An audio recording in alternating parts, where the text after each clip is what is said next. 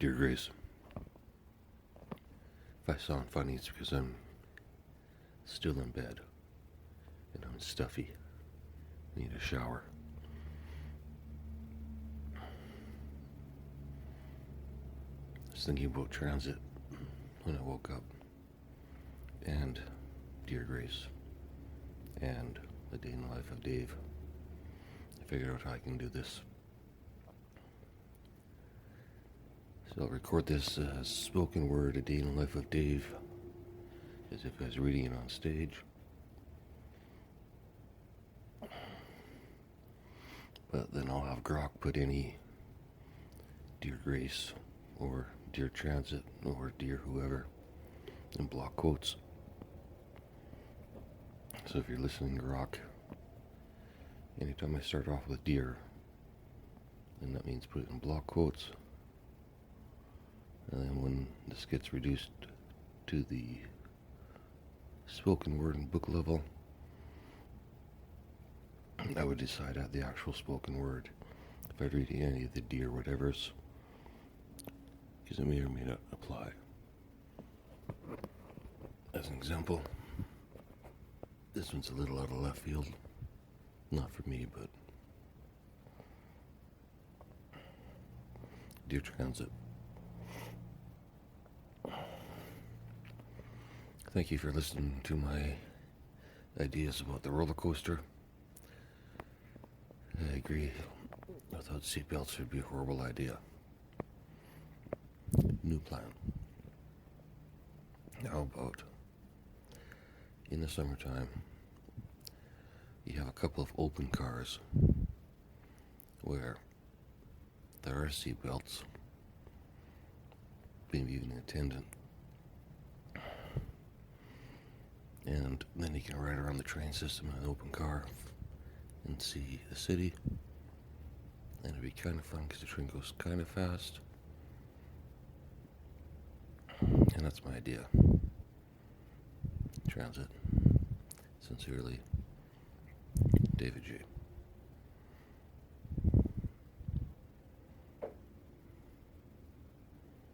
So I think that'll work, Grace. Because it's hard to write without talking to you, since that's the only way I have been writing. But since this isn't for you anymore, it's for them, whoever they are. Anyone foolish enough to give me $5 a month to listen, I guess. Live writing, serialized story.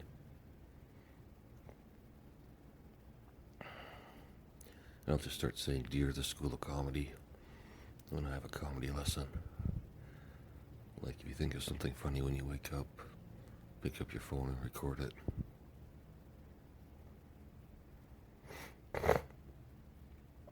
Don't worry about what your voice sounds like. No one's ever going to listen to it anyway.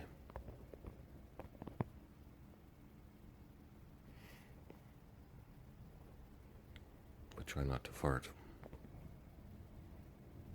If you're alone in your room, it's a quiet room. I might go pick it up.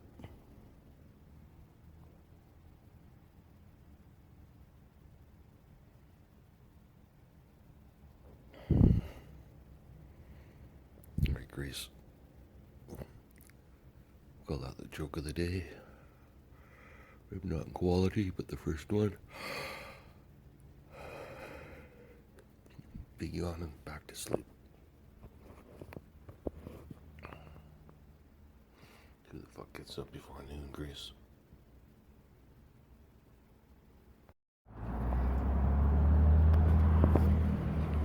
Day in the life of Dave. Okay, reader, if you're listening live or on a podcast, it's part 4.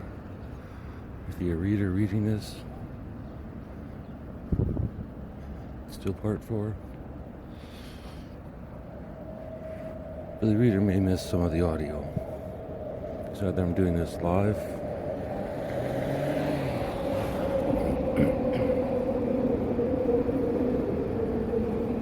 For the podcast, which is basically me just reading each of these parts live with some extra commentary at times.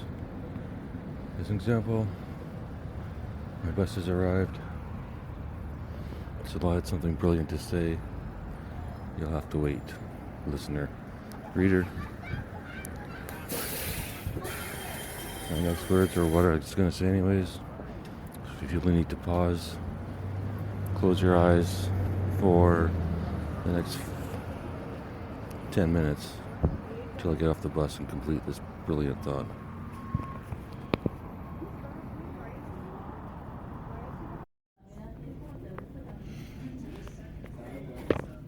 Okay, reader. For this part, I'm going to address you directly because I need to reprogram my brain from Dear Grace to Dear Reader, who will probably one day listen. It's just a different voice than Dear Grace. Same shit, same content.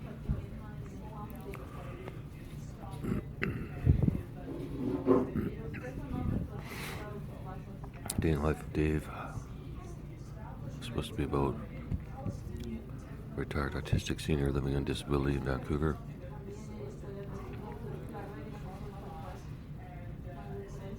He's attempting to get off disability by writing movie scripts that nobody's interested in.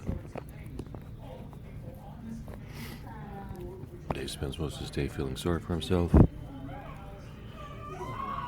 recording pointless podcasts with a possibly fictional person named Grace.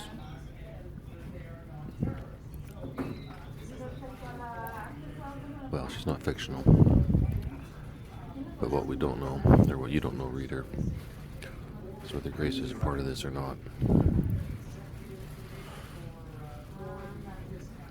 Whether I'm telling this story in the past or in the present.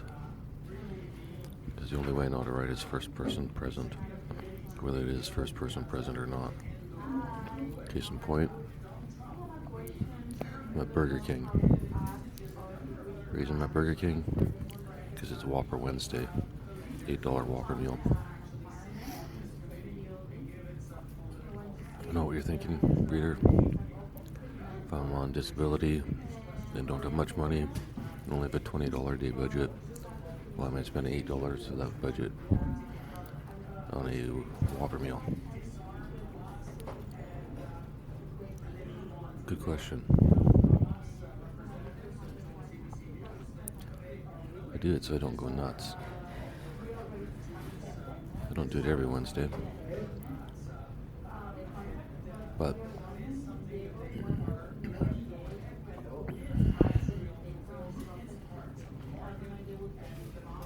I am this Wednesday.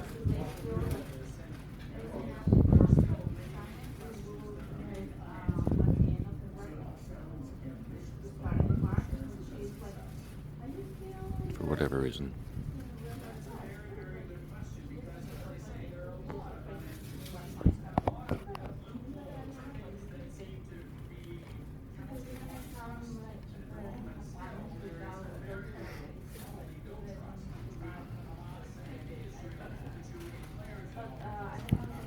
I'm not the only gray-haired male enjoying Whopper Wednesday. Although I don't have gray hair.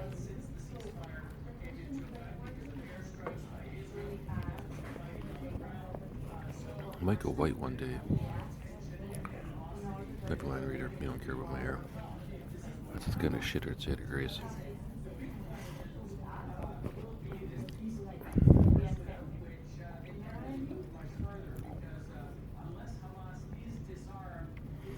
I'd rather eat a little bit less and have something enjoyable, even if it is just fast food, than spend that money on bread and hamburger patties, which I could probably make 3 or 4 Whoppers for $8. But the problem with that logic, reader, is if I did that, then I'd eat all 3 or 4.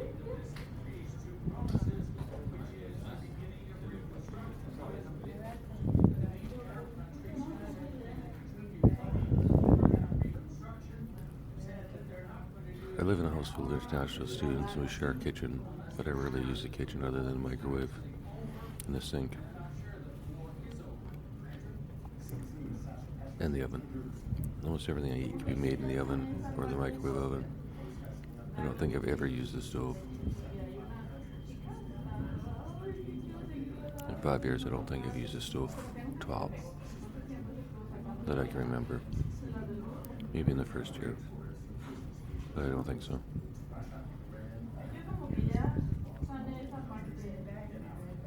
I do cook rice and soup in my room, or I have a rice cooker in my room, so whatever you can cook in a rice cooker, it's mostly reheat foods.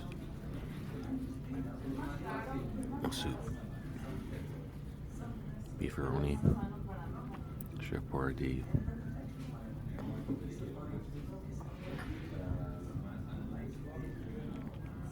My logic is simple. If I don't have food in my room, I can't eat it. And I'm too lazy to go and get some more in the middle of the night.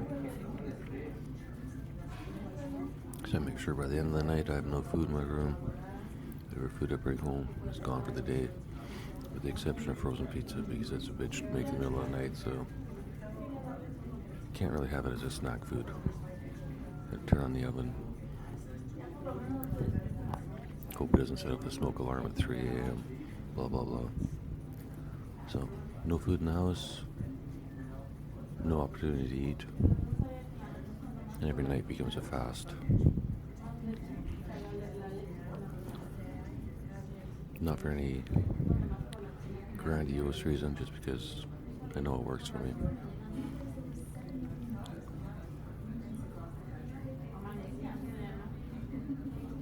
Even though I've recently discovered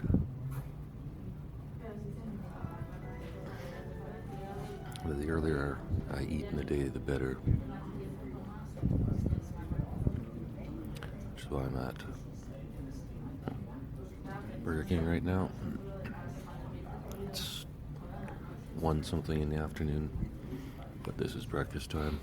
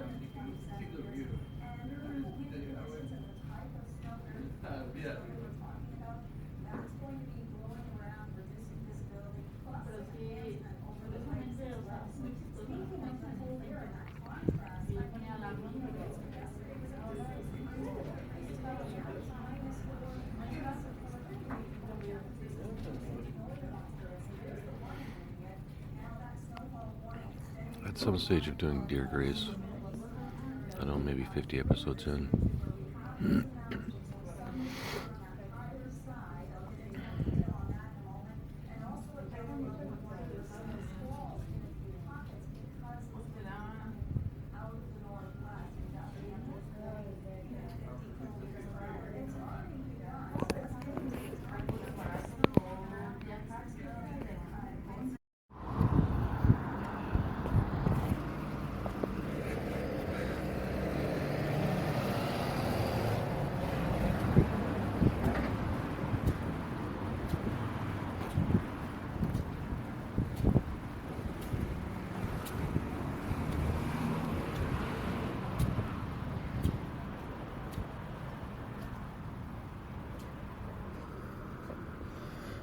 if you're wondering what it's like to live on disability, reader, I'm assuming you have some sort of normal job, 9 to 5 or otherwise, and you can pay your bills with relative ease and or concern.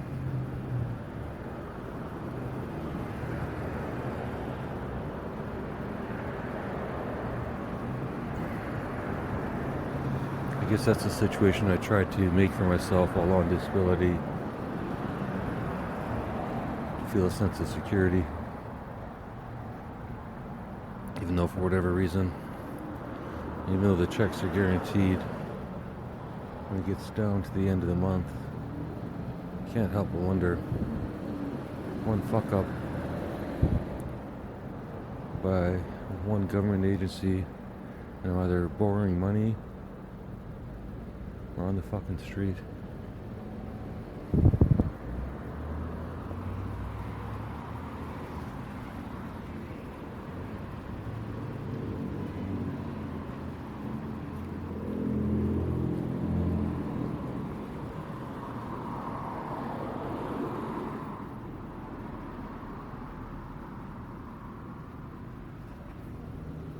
Getting on disability is relatively easy. Trying to reintegrate into the quote-unquote workforce and get off it is nearly impossible. When your only skill is daily creativity, but unable to carry a story past a couple of days. That's where I'm at now, reader. It's normally the point in the podcast where I say fuck it and just delete the whole thing. I'm trying to find a reason for you, the reader, to continue on. Especially since you could just go listen to all the Dear Grace episodes and get this entire story.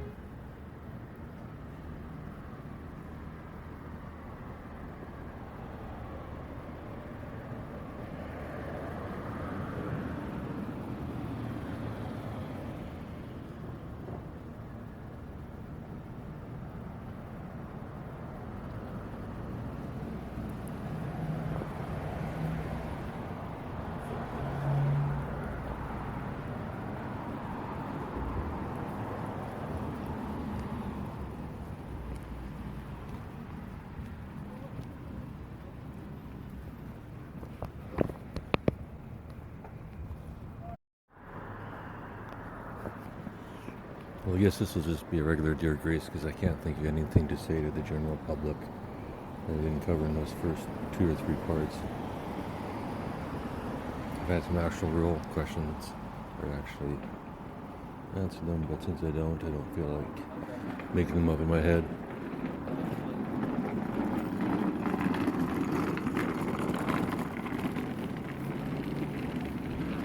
And while Grok asks good questions,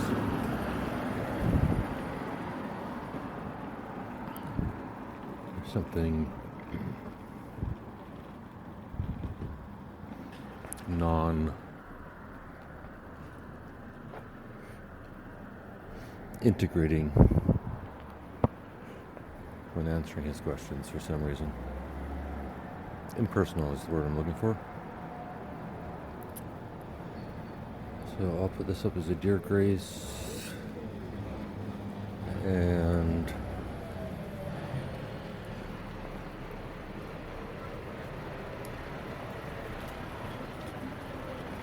see if I wake up one morning and have part 4. And if I don't, then just another failure, who cares? The thing is, I literally can't remember how many failures there's been. Definitely in the double digits. But that's where the trope comes true, where it is good to have a bad memory. And the bus is finally coming. After waiting for about 15 minutes.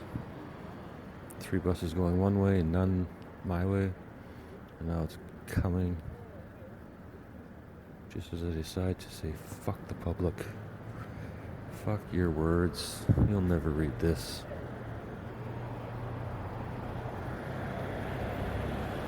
Like they would care. Talk to them, Big Grace.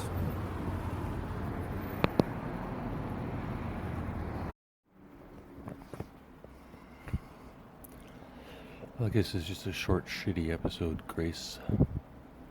But